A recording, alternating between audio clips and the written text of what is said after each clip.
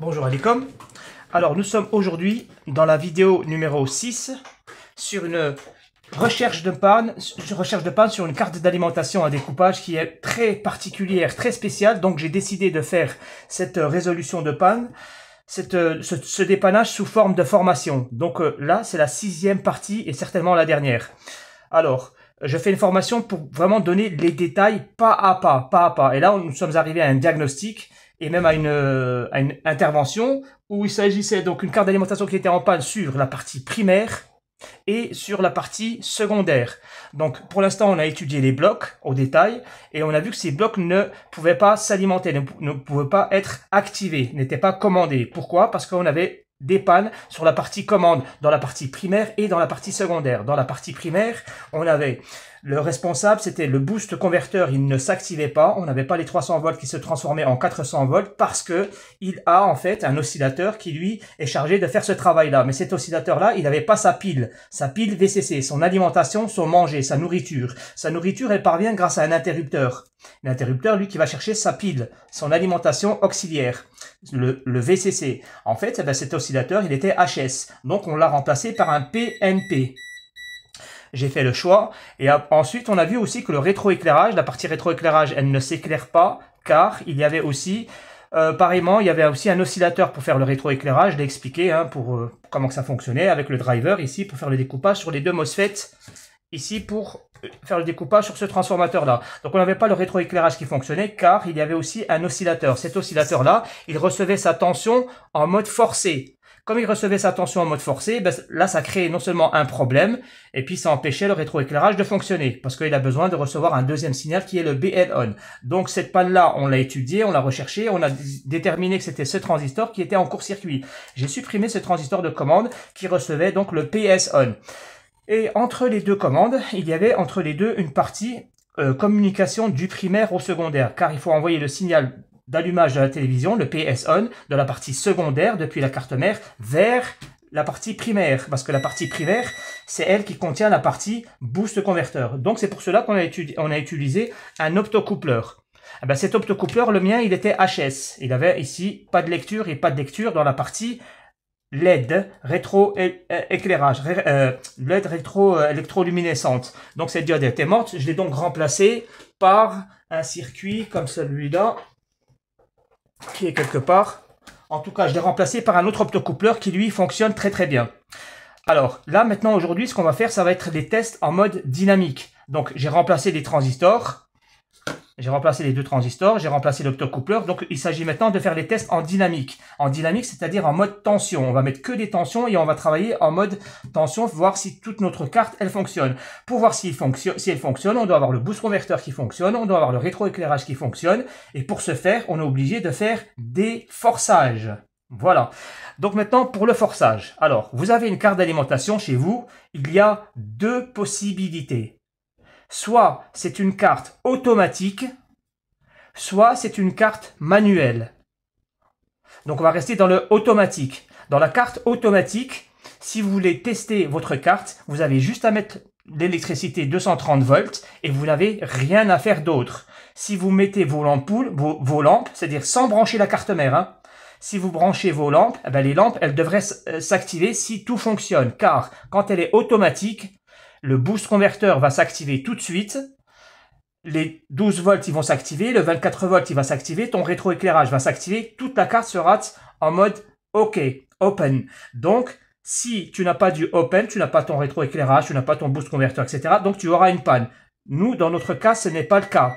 Nous, c'est une carte quand on branche comme ça, on n'a pas le boost converteur et on n'a pas le rétroéclairage qui s'active. Parce que ça, c'est une carte manuelle. Il faut le faire soi-même, le forçage.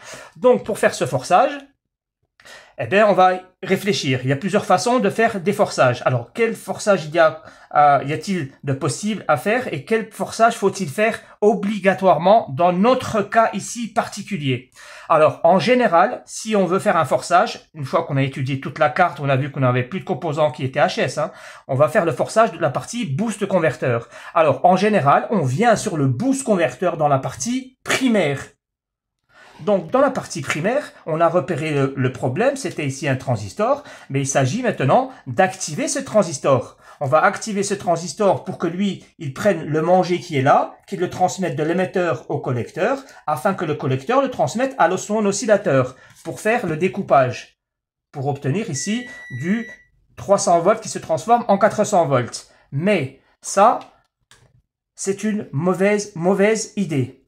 Hein, il ne faut pas faire ce genre de choses. Pourquoi il ne faut pas faire ce genre de choses? Je vais vous le montrer maintenant. Là, je vais brancher ma carte. Donc, je vais travailler sous tension et je vais vérifier ma tension sur le condensateur général. Alors, normalement, il n'a pas dû changer. Voilà, j'ai 300 volts sur le condensateur général. En sortie, j'ai toujours, normalement, ma tension de 15 volts qui est stable. J'ai 15 volts et pas 12 parce que là, on est à vide. Ça, j'ai déjà expliqué, c'est parce qu'on n'a pas ici de feedback, d'optocoupleur de feedback. Donc, j'ai mis 300 volts. Et j'ai mis 15 volts en sortie. Donc, ce que je vais vérifier maintenant, c'est la tension VCC. La tension VCC, elle est sur le GND. Alors, le mec, il a mis un fil ici, là. Ça, c'est la masse sur le primaire. Donc, je me mets sur la masse, sur ce fil-là, et je vais chercher mon VCC.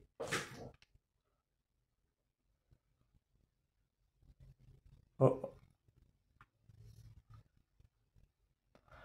J'ai 5 volts. 6. On a 5,6 volts. Donc, je vais m'arrêter là. J'ai ici une tension de 5,6 volts. Sur le VCC, j'ai une tension de 5,6 volts qui est là. Elle arrive sur l'émetteur. OK? Et en fait, qu'est-ce qu'elle fait cette tension en même temps VCC? Elle va donner à manger à cet oscillateur. En même temps, là, pour l'instant, on lui donne à manger à lui. Parce que lui, il travaille, lui, en stand-by. En stand-by, il me fournit du 15 volts. Donc, lui, il a besoin d'une tension. Ben, cette tension, c'est de 5,2 volts, la tension VCC. Il la mange et elle est égale à 5,2. Donc, si tu prends ici un forçage, si tu prends l'émetteur et que tu l'envoies sur le collecteur, qu'est-ce qui va se passer? Ben, les 5 volts, ils vont aller de l'émetteur au collecteur. Et puis, ils vont aller à l'oscillateur. Mais si tu fais ça, l'oscillateur là, à mon avis, il ne va pas fonctionner. Car le oscillateur là, il n'est pas fait pour fonctionner en 5 volts. Ça n'existe pas, ça. D'accord? Alors tu vas me dire, oui, mais ici, l'oscillateur là, il mange 5 volts. Celui-ci là, la STR. Là, c'est une STR qui est très spéciale. Je pense, hein, je suis pas sûr, hein, mais je pense que la tension là, 5,6 volts, elle est en deux temps. D'abord en stand-by, c'est-à-dire en pause, il mange 5,2 volts, mais si j'allume la télécommande, avec la télécommande, ou si je fais un forçage, qu'on va voir tout de suite, la tension va se transformer de 5 à 12 ou 13 ou 14 ou 15 volts. Et c'est ça qui va permettre de pouvoir alimenter le circuit là. D'accord? Donc c'est pour cette raison que moi je pense qu'il ne faut pas faire un forçage ici. Ça c'est très bien de le faire en général, d'accord? Dans toutes les télévisions. Mais dans notre télévision là, du moment où le VCC il est faible, il vaut mieux ne pas le faire. D'accord? C'est une sécurité. Si tu le fais comme ça va juste peut-être abîmer l'oscillateur. Enfin, non, ça va juste ne pas lui donner à manger, c'est tout, quoi. Donc, on va pas faire ça. Et comme on va faire, alors, on va plutôt alimenter, on va plutôt activer le boost converteur, mais de manière normale. Alors, comment il s'active de manière normale? Mais il faut fermer cet interrupteur. D'accord? Il faut fermer cet interrupteur. Mais comment fermer cet interrupteur qui est dans l'optocoupleur? C'est-à-dire, comment activer cet optocoupleur? Eh bien, il faut donc activer l'ampoule là. Il faut qu'elle s'allume, cette ampoule. Pour que cette ampoule elle s'active, on avait vu dans la dernière vidéo qu'il y avait ce transistor qu'il fallait donc activer. Et alors, ce transistor, c'est un transistor NPN. D'accord? On a ici un transistor NPN. Très bien. Il a ici émetteur qui a la masse. Et enfin, en haut, il a le collecteur, là où il va envoyer la masse. Entre les deux, il y a la base. Dans cette base, il faut donc envoyer un signal positif. Alors, on me pose la question souvent comment faire lorsqu'on a une carte Vestel ou lorsqu'on a une carte de ce type-là. Comment on fait pour faire le forçage? Car ici, c'est un petit peu délicat, c'est un petit peu difficile. Alors, on a du 12 volts. Alors, en général, on prend le stand-by qui est le 12 volts, puis on le renvoie ici. En fait, on prend le bornier, et puis on le retourne, on prend le PS on, et puis on le pique sur le stand-by. Mais là, on ne peut pas le faire. Pourquoi? Parce que 12 volts, c'est trop élevé. On ne peut pas envoyer 12 volts sur une base ici. la base, elle va le transistor, il va exploser. Parce que le courant ici qui sort de la bobine et de la diode, ici, il est très fort. Donc, on va exploser le transistor. Donc, on n'utilise pas le 12 volts. Et enfin, il n'y a pas de 5 volts non plus. Il n'y a pas de 5 volts sur cette carte. Bon, le plus petit, c'est 12 volts. Donc, qu'est-ce qu'on fait? Dans ce cas-là, on va prendre une pile extérieure. Alors, ici, on a une pile sur le voltmètre. Alors, cette pile, c'est une pile, c'est une alimentation. Donc, une alimentation, ça a un positif et un négatif. Cette pile, d'abord, il faut l'appeler. On fait comme ça, on se met en mode sonnette. Quand on se met en mode sonnette, c'est-à-dire en continuité, c'est-à-dire en mode bip, ça, c'est une pile que j'ai ici maintenant, on oublie ça. Là, le noir, c'est le négatif, c'est le GND, et lui, c'est le positif. Donc, il faut d'abord, la première chose, c'est étalonner notre machine. Enfin, l'étalonner, la faire correspondre à la machine. Donc, notre pile, on va la prendre et on est dans la partie secondaire. On va prendre le négatif et on va le mettre ici, dans le négatif, sur le condensateur ou sur la carcasse de la télé, etc. Et l'autre, le positif, c'est lui que je vais mettre sur la base, ici, comme ça. Et en faisant cela, hein, j'ai activé le PS-On de manière forcée. Et maintenant, qu'est-ce qui va se passer lorsque je fais ça? Normalement, en faisant cela, on aura un oscillateur au centre qui, lui, il n'a aucune tension pour l'instant. Ben, quand je ferai mon forçage, on trouvera une tension qui est égale à 15 volts pour l'instant, parce qu'on a du 15 volts. Voilà, c'est ça qu'on devrait avoir. Et en même temps, en faisant mon forçage PS-On, je devrais finalement avoir la tension ici qui va s'amplifier de 5 volts à autre chose, et ça va donner à manger à cet oscillateur, et l'oscillateur va faire le découpage, et ça va me permettre de voir le 400 volts ici. Vous voyez, avec une seule mesure, avec un seul pin, avec un seul forçage, je peux contrôler toutes ces choses-là. Voilà. Maintenant, pour faire ces contrôles, il y a la partie primaire, et il y a une partie secondaire. Dans la partie primaire, il y a un négatif et il y a un négatif dans la partie secondaire. Il ne faut surtout pas se tromper, car dans notre cas, nous allons utiliser 2 voltmètres. 2 voltmètres. Quand on a 2 voltmètres, on fait attention, très attention. On a 2 masses différentes. On aura une masse pour le primaire et une masse pour le secondaire. La masse du primaire, le condensateur général, il a un trait blanc. Ben, le trait blanc, il sonne, vous allez voir, il sonne avec ce fil. Ce fil-là, c'est pas rien. Je suis en sonnette, ouais, je suis en sonnette. Vous voyez, là, ça sonne. En fait, le mec, il a fait soudure de ce fil-là, de la partie primaire. Là, pour avoir le GND. Donc, tout à l'heure, je vais mettre le GND ici, pour travailler. OK? Et moi, pour le secondaire, comment je vais faire pour travailler dans le secondaire avec une seule main, parce que j'en ai que 2, je vais prendre le négatif, le GND, en fait, dans le secondaire, qui est là, sur la carcasse ici, de la diode. Là, il y a une carcasse, un réfrigérateur, là, je sais pas quoi, là, un frigo, là, pour refroidir la diode. Ben là, hop, il y a de la ferraille. Ben, cette ferraille, là, ça, c'est le négatif de la carte. Regardez, quand je le touche, il touche le négatif de la carte. Voilà, ça, ce sera pour les tests. Donc, on se retrouvera avec 2 fils rouges. Un fil rouge pour prendre la tension et un fil rouge pour faire le forçage de la pile, pour faire le PS-On. Bon, alors excusez-moi si c'était un petit peu long, mais j'étais obligé de vous donner tous ces détails. Alors, rappelez-vous tous les problèmes qu'on avait. On avait aussi un PS-On dans ce cas-là. Alors, je vais allumer la télévision, hop.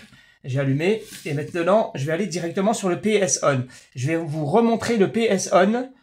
Alors, le négatif, il est là, le GND. J'ai ici le GND. Le PS-On, il était égal à 15 volts. Je vais mesurer le PS-On. J'ai 0 volts sur le PS-On, ça c'est très bien. Voilà, le PS-On, il est à 0. Je ne sais pas si j'ai bien mis comme ça la caméra. Ouais, je vais laisser comme ça. Alors là, on a donc 0 volts sur le PS-On. Eh bien, qu'est-ce que je vais faire? Là, je vais contrôler. Ici, on a un oscillateur. Regardez l'oscillateur, quelle est la tension qu'il reçoit. Normalement, il doit recevoir une tension de 0 volts. Alors qu'avant, il avait une tension de 15 volts qui chutait. Là, j'ai 0 volts. Donc, je vais aller voir sur le transistor qui lui envoie le 0 volts. Il a la même tension. Regardez, là, j'ai 100 millivolts. Et sur le condensateur, je vais avoir 100 milli. 200 milli. Des fois, les trucs bizarres.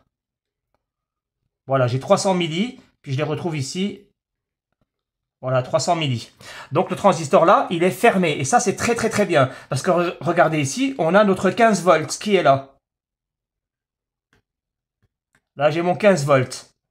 Très très bien. Et là, j'ai mon 300 volts. Ben, maintenant, j'ai plus qu'à faire un forçage.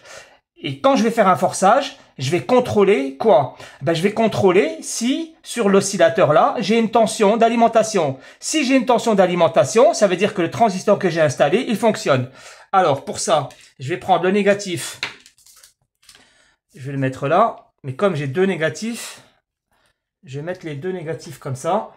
Je prends les deux négatifs de mes deux voltmètres comme ça. Voilà, j'ai pris les deux négatifs là. Je les laisse là-bas, loin. Comme ça, on est tranquille. Donc, j'ai ce fil rouge là, lui, pour faire le forçage. Et j'ai ce testeur-là pour me donner la lecture de la tension. Vous comprenez, hein, c'est clair, les gars, hein, c'est pas compliqué. Alors, est-ce qu'on voit au moins? Oui, un peu, pas trop. Hein. On voit pas trop. Là, de toute façon, lui, on s'en fout. Lui, je vais le mettre en mode... Lui, je l'ai mis en mode diode. Donc là, je fais un forçage. Et avec ça, je prends la tension. Regardez, la tension sur l'oscillateur, ici, elle est égale à... Ben, sur le transistor, elle est égale à... Quoi, il ne me dit pas la tension, lui? Elle est égale à 0.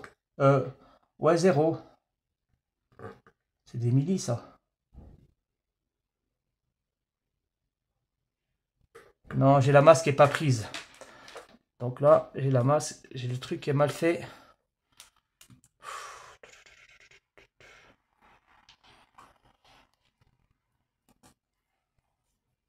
Voilà, là c'est bien fait. Là j'ai bien serré. Normalement, je vais reprendre la tension ici. Tiens, du 15 volts déjà. Voilà, là j'ai mon 15 volts. Est-ce que vous le voyez bien là? Regardez la caméra. Là on voit 15 volts, ok. Donc, là j'ai contrôlé la tension sur le transistor. Donc je dois avoir 0 volts. C'est ça, il y a 0 volts, donc il ne met rien, quoi. Il m'affiche rien. Voilà, il ne met rien du tout, c'est des millivolts. Maintenant, je fais mon forçage. Donc, sur le pin ici.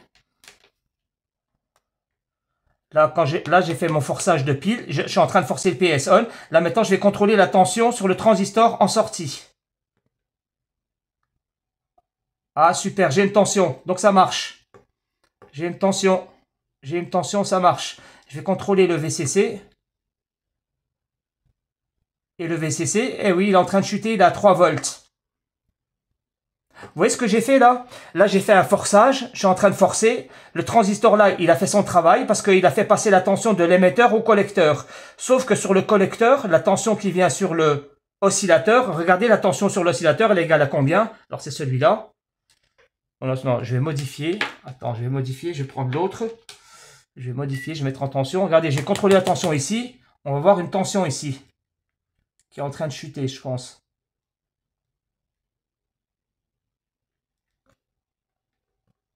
Sur le transistor. Voilà, bon, il est déjà chuté. Non, c'est ici. Oh, je suis bête. C'est là. Elle est de combien? Bon, là, elle a chuté, elle est fermée. Et en entrée, donc sur le VCC, je vais contrôler toujours ma tension de 15 volts. Voilà, la tension de 15 volts, elle a chuté à 2,8. Vous voyez le gros problème qu'on a là? Là, j'ai forcé ma carte et maintenant le VCC, il est plus de 15 volts. Il a chuté à 2,8 volts. Rappelez-vous, qu'est-ce que c'est ça? Je vais éteindre la télé. Alors là, c'est magnifique. Je ne sais pas si vous avez compris quelque chose là. Important, très important. Là, en fait, qu'est-ce que j'ai fait? J'ai envoyé une tension ici. J'ai envoyé une tension avec le voltmètre en mode tension ici. Une tension de la pile qui est égale à 3 volts, à peu près 2,5 volts, 2,6 volts. Ben, quand j'ai fait ça, sur l'oscillateur, j'ai eu une tension de 10 volts. Et la tension de 10 volts, elle a chuté. Tout de suite, elle a chuté. Et quand je suis revenu sur le PSE, sur le VCC, ici sur le 12 volts, donc, la tension maintenant, elle a chuté à 2 volts, 3 volts, 4 volts. Pourquoi, en fait? Qu'est-ce qui se passe là maintenant? On a exactement le même problème qu'on avait avant de changer le transistor. On a le même problème. Et c'était quoi le problème? C'est que le transistor, il était en mode forcé. Mais là, c'est pas lui qui est en mode forcé. C'est moi qui a fait le forçage. C'est moi qui ai fait le forçage.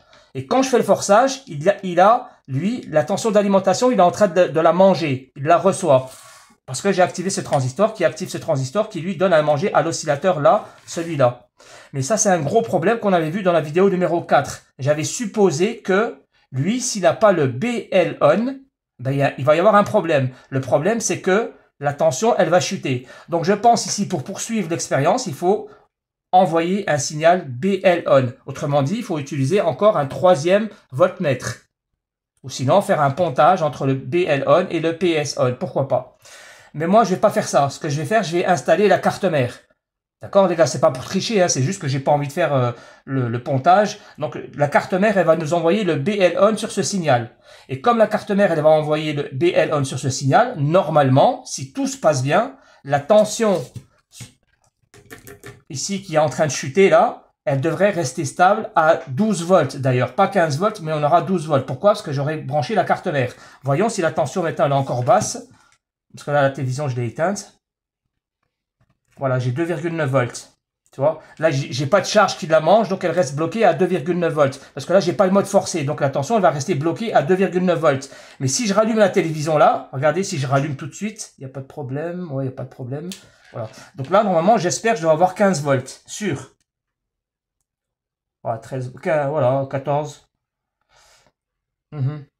15 volts, 3. Voilà, il remonte à 15,7. Voilà. D'accord, c'était à cause de la décharge des 2,9 volts. Donc, on a bien une carte qui fonctionne pour moi parfaitement. Mais pour le prouver, encore maintenant, il faudrait mettre le BL on.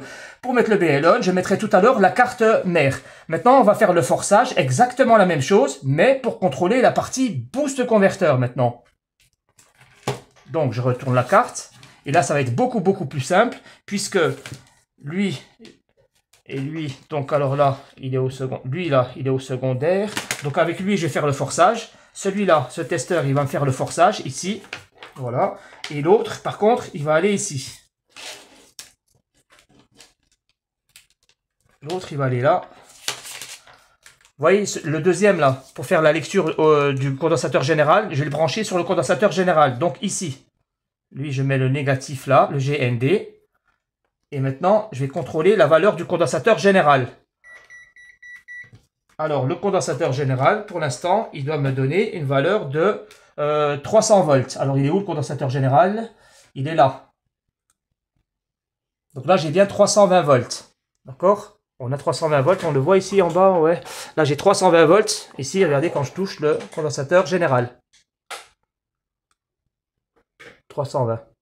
Donc, c'est 320 volts. Moi, ce que je veux voir, c'est est-ce qu'il s'amplifie de 320 à 400 volts. Alors, comment je vais faire? Avec le forçage. Donc là, je vais prendre le forçage du PS on avec le pin là. Donc, il est où le PS on? Il est là. Je vais mettre en mode d'abord pile. Lui, c'est une pile. Alors, la pile, je l'envoie ici pour le forçage. Ok, attends. Là, c'est réglé. Maintenant, je vais voir mon 400 volts. Alors, il est où? Il est là. Et j'ai 326. Aïe. Aïe, aïe, aïe. On a 326 volts. Donc, ça ne marche pas. Alors, j'ai 326 volts. Écoute, moi, je vais aller contrôler le VCC. Je vais voir si le VCC, lorsque je fais un forçage, est-ce qu'il se modifie? Si il se modifie, ça veut dire que le transistor, il fonctionne. Enfin, je vais faire ça, forçage. Là, c'est bon. Je vais voir le VCC. 5,9. Il a chuté un petit peu. Il est égal à 5,9. Alors, 5,9. Je vais voir si d'ailleurs le transistor, il fait passer les 5,9. Je vais voir directement l'oscillateur. L'oscillateur en sort, lui, si il reçoit quelque chose. Normalement, il reçoit 0. Tac. Attends. Là, je vais regarder comme ça d'abord. Là, il a 0 volts normalement ici sur le VCC. C'est ça, il a 1,5 volts. Ah, peut-être que ça marche. Regardez, là, il a 1,5 volts parce qu'il se décharge. Donc là, je vais faire le forçage avec ma pile. Ici, je force. D'accord? Donc là, je fais mon forçage. Et là, je vais lire la tension. Ah, 4,5 volts. On a 4,5 volts. Ah ben, c'est bon, ça marche. Donc ici, quand je fais mon forçage, j'ai 4,5 volts sur l'oscillateur. Là, j'ai 0 volts. Là, j'ai 0. Enfin, j'ai 1,5 volts parce que là, le condensateur il est en train de se décharger. J'ai 1,5. Regardez, là, j'ai 1,5 volts. Mais si je fais un forçage, les 1,5 volts vont se transformer en 4,5 volts.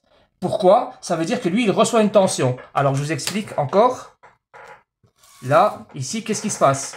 En fait, on a notre tension ici, VCC, qui est égale à 5 volts. Elle est ici.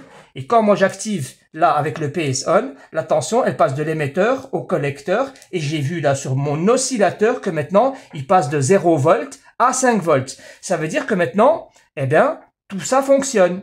Mais ça fonctionne avec une tension de 5 volts. Et ça, c'est pas normal. Ça veut dire que le condensateur, il est en panne. Le condensateur VCC. Le condensateur là, c'est pas normal qu'il reste à 5 volts. Vous savez pourquoi c'est pas normal? Parce que ce condensateur là, il a une tension de, indiqué dessus, 50. Là, c'est marqué ici 50 volts sur le condensateur. Donc, un condensateur de 50 volts, il va pas contenir 5 volts. Hein. C'est bête de faire ça. Donc, je pense qu'on a soit un problème avec le condensateur, ou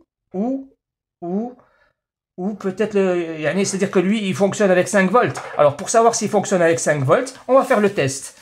Pour savoir s'il fonctionne avec 5 volts, ça veut dire que là, je devrais avoir du 400 volts. Est-ce qu'il y a du 400 volts? C'est ce qu'on va vérifier. Je pense pas qu'on a du 400 volts, mais on va vérifier. Est-ce que c'est suffisant, je veux dire? Donc là, je me mets sur le 400 volts. Là, j'ai combien? Il faut que j'appuie sur la télécommande, sur l'alimentation. Alors là, j'ai 320 volts. Donc là, je vais faire un forçage. Je vais forcer avec le PS on. Donc là, je prends le PS on en mode sonnette. J'appuie sur la PS on et je regarde le 400 volts. Et là, j'ai toujours 300 volts. Ah. Eh bien ça veut dire quoi? Ça veut dire que soit les 5 volts, ils sont trop faibles. C'est pour ça que l'oscillateur, il ne travaille pas. Mais moi, je sais que 5 volts, c'est pas assez, les gars. Là, les 5 volts, ce n'est pas assez. Ça, c'est clair et net. Regardez, quand je refais le forçage, je vais trouver 5 volts sur l'oscillateur. Là, pourquoi 1,5? Ah, j'ai plus de tension sur le... Hop, là, je me mets dessus. Je force.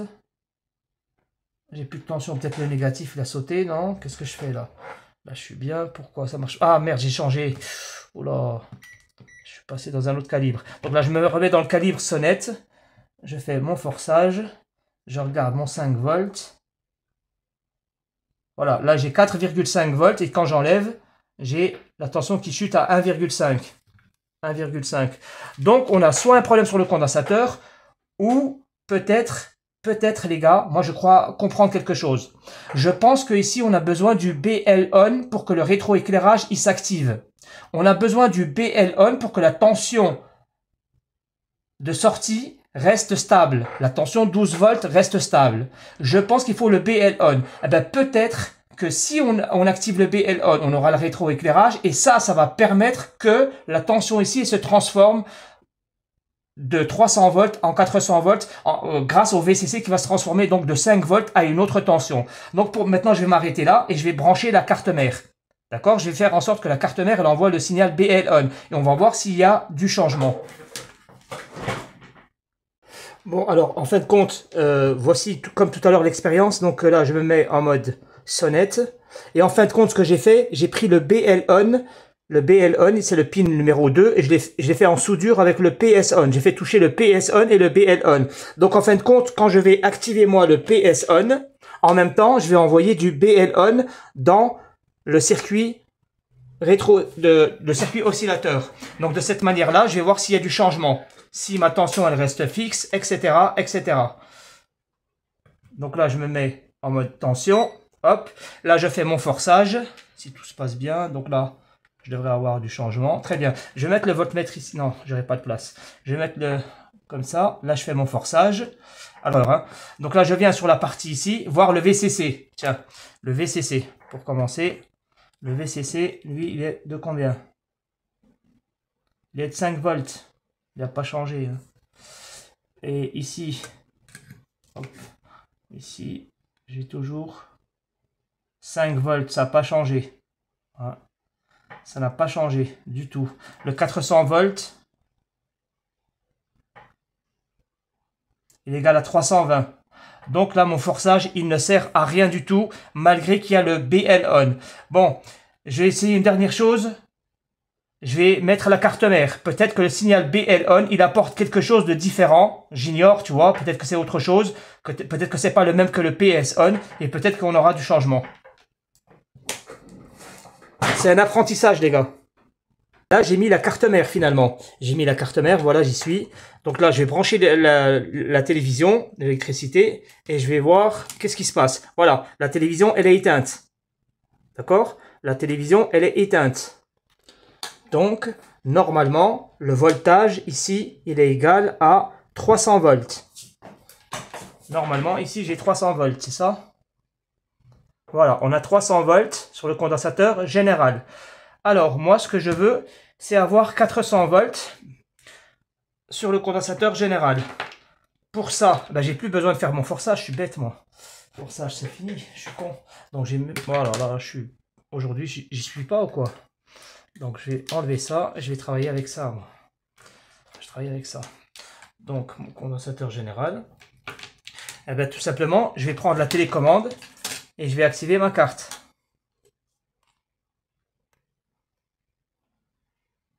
Voilà, j'ai alimenté ma carte. Donc maintenant, avec le voltmètre, je vais pouvoir voir ma tension. Alors, en sortie, c'était où? J'étais au négatif ici et au positif là. Ah, enfin, maintenant là, j'ai 12 volts. Très bien, là j'ai 12 volts. Ben, je vais aller voir l'oscillateur, tiens. Est-ce qu'il est activé? Si mon transistor est bon, yes, yes, ça marche. On a 12 volts sur le transistor en sortie. Donc, je vais aller voir l'oscillateur. On a 12 volts. J'ai oublié de vous dire que tout à l'heure, j'avais fait un forçage entre le PS on et le BL on. Ben, je l'ai supprimé le forçage. Hein. Bien sûr, je l'ai supprimé. Et maintenant, ça marche. Maintenant, ça marche. Ben, tiens, je vais aller vérifier le PS on et le BL on naturel. Alors, naturel, c'est-à-dire de la carte mère. Hein. Là, c'est la carte mère. Donc, ici... 3,2, ça c'est le BL on. T'as vu le BL on 3,2. Hein. Et ça c'est le PS on 3,3. Attends. 3,3 et l'autre 3,2. Ouais, c'est le même, 3,30. 3,30. Mais alors pourquoi, tu vas me dire pourquoi ça n'a pas fonctionné tout à l'heure? Pourquoi la tension elle chutait, tout ça, malgré que tu avais fait le forçage? Ben, j'imagine que quand j'ai fait le forçage avec ma pile, je pense que le courant électrique qu'il y a dans ma pile, il n'est pas assez puissant pour activer le power good de cette machine. Donc pour l'instant, le rétroéclairage, il fonctionne. Ben maintenant, on va vérifier la partie secondaire. La partie secondaire, là, elle est activée. Donc normalement, le VCC, je vais le contrôler de combien il est. Parce que lui, il m'intrigue, hein, le VCC. Alors le VCC, il me donne 5,6 volts. Hein. Oh, 18 volts. Waouh, trop fort. Trop fort, les gars. Trop fort.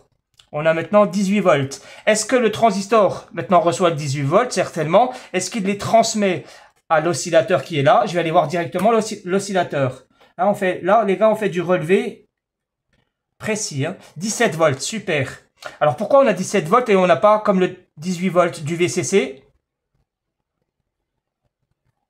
Oh. Ouais, 18 volts sur le VCC, hein, c'est ça. Pourquoi? Parce qu'on traverse un transistor. Ben, les transistors, c'est les impôts, en fait. C'est comme les impôts. C'est un interrupteur, mais à chaque fois qu'on passe dans un interrupteur, on prend un impôt. C'est l'effet Joule du transistor qui est de 0,6 volts. Donc, il mange cette tension et voilà. C'est pour ça qu'on perd ici un peu de force. On arrive ici en 17,2 volts. Donc, maintenant, il faut voir le condensateur général. Est-ce qu'il reçoit finalement 300 volts? Pardon. Est-ce qu'il transforme ces 300 volts? Parce que l'oscillateur, il a à manger. Comme il a à manger, normalement, je dois avoir 400 volts. Ouais, nickel. Ben voilà, elle fonctionne, cette carte. Elle fonctionne très bien. Eh ben, on aura quand même cherché loin. Hein. Wow, c'est très intéressant. Alors, pour ceux qui veulent le détail, franchement, c'est super intéressant de comprendre quelque chose, les gars. Très, très, très important. Nous avions ici une tension en sortie de 12 volts qui était alternative. Donc, je vais couper la télévision, qui était alternative, qui était variable ici, de 12 volts, il chutait. La tension, dès qu'on branchait la carte, elle chutait parce qu'elle était en mode forcé, etc. C'est parce que l'oscillateur, il mangeait cette tension, mais en mode forçage. C'était quelque chose d'anormal. Et j'avais toujours dit que pourquoi c'est pas normal? Parce que j'avais contrôlé la carte et j'ai vu que le BL on, il se dirige directement dans le circuit là. Et ça, c'est quelque chose qui n'est pas normal. revoyez la vidéo numéro 4, j'ai dit que le BL-on, il rentrait ici. Ça, c'est pas normal, parce que d'habitude, le système BL-on, justement, c'est celui qui active l'interrupteur qui alimente le circuit. On n'a pas besoin de power good. Le fait qu'il y ait un power good ici, ça change toute la carte. Toute la carte. Parce que, ici, quand on fait des forçages, en fait, ça ne marche pas dans la partie secondaire, primaire, ça ne marche pas, on l'a vu tout à l'heure, on avait toujours la tension qui restait à 300 volts, malgré que le forçage que j'ai fait, il est bien fait, hein. Il est très bien fait, il est très bien fait, on avait la tension qui passait de l'émetteur au collecteur pour alimenter le circuit là, mais il recevait que les 5 volts. Pourquoi? C'était parce que c'était une défaillance informatique, une information informatique que nous n'avons pas, nous les électriciens, on sait pas tout en fait, hein. On sait pas tout, mais on peut imaginer des choses, mettre des suppositions. Pourquoi? C'est important et j'insiste là-dessus les gars. Parce que quand vous avez un problème comme le 5 volts ici, comme beaucoup de cas, hein, beaucoup de gens, qu'est-ce qu'ils vont faire? Ils vont te changer la diode. Parce qu'ils vont te dire, ouais, d'accord, elle passe la tension, mais des fois, oui, ça peut créer, dans certains cas, des petits problèmes comme ça, mais là, c'était pas la diode. Ni le condensateur qui est derrière, ni un problème du transistor, là, il était juste en court-circuit, et ni même un problème, parce que là, quand on voit qu'on a toujours ici le 5 volts qui ne change pas, on peut penser que c'est un problème vu de l'oscillateur. Donc là, on aurait pu faire des erreurs. Vous comprenez le diagnostic? Des fois, dans notre diagnostic, on met des suppositions. Quand on a des choses qui sont anormales, à d'habitude, on réfléchit un petit peu. Alors, qu'est-ce qui nous a poussé à réfléchir de ce côté-là? Pourquoi on a mis ces suppositions? C'est parce que, tout simplement, il n'y avait pas d'optocoupleur de feedback. Et comme il n'y avait pas d'optocoupleur de feedback, ça voulait bien dire que l'oscillateur-là, il était spécifique. Donc, pourquoi pas avoir une spécificité de ce style-là? Que son alimentation, elle se fait en deux temps. En stand-by en 5 volts. Et quand on appuie sur la télécommande, tac, elle passe de 5 volts à 18 volts. Moi, j'avais prévu 20 volts. Enfin, ça monte jusqu'à 18 volts. Ça prouve bien que lui, il est spécial. Il est pas, donc, il a bien un feedback, mais un feedback interne. Comme ça, je l'ai supposé dans la vidéo numéro 2 aussi. J'ai dit qu'il n'y avait pas de feedback ici d'optocoupleur. Il n'y avait pas de TL431. Donc, il n'y avait pas de frein et d'alternateur. Parce qu'on a toujours un frein et d'alternateur entre le primaire et le secondaire pour stabiliser la tension de 12 volts. Mais à présent, on le voit, la tension maintenant, elle est fixe en sortie de 12 volts. Bon, la télévision, là, elle est allumée. Direct, et c'est allumé. Donc, en sortie, je vais avoir mon 12 volts. Hein, si on peut tout revoir au détail. Maintenant, on peut s'amuser. Maintenant qu'on est à l'aise avec la carte, on la maîtrise. Là, je vais avoir mon 12 volts fixe. Ça, c'est une bonne chose. Donc, l'oscillateur, donc là, il doit être activé. Ah, on a oublié de vérifier quelque chose. J'ai oublié quelque chose, bien sûr. Là, maintenant, il faudrait vérifier si... Là, ce qu'on a vérifié, on a vérifié si l'oscillateur, il a à manger. Eh ben, on est content, il a à manger. Donc, est-ce qu'il envoie un signal d'horloge ici sur les MOSFET? Et est-ce que les MOSFET font bien un découpage pour voir si on a le rétroéclairage qui s'allume réellement? Et ça, je l'ai pas fait. Je l'ai complètement zappé. Alors, pour vérifier ça, ben, il faut voir ici les diodes de sortie de ce transformateur. De ce transformateur-là. Le transformateur donc du rétroéclairage qui a maintenant son oscillateur qui est alimenté par la tension de 12 volts. Eh ben, en fait, c'est deux diodes, les deux diodes de sortie là. Est-ce que ces diodes-là me donnent des tensions ou pas? Ben, c'est très simple, on va les regarder maintenant, la tension sur les diodes. Alors, j'ai 0 volts et 0 volts. D'accord. Donc là, j'ai le rétroéclairage qui ne fonctionne pas. Mais attention, parce que là, on a un oscillateur qui, lui, est très spécial. Très spécial. Donc, à mon avis, ce que je vais faire, je vais éteindre la télévision et je vais fixer le négatif pour avoir la main libre sur le secondaire. Là, comme ça.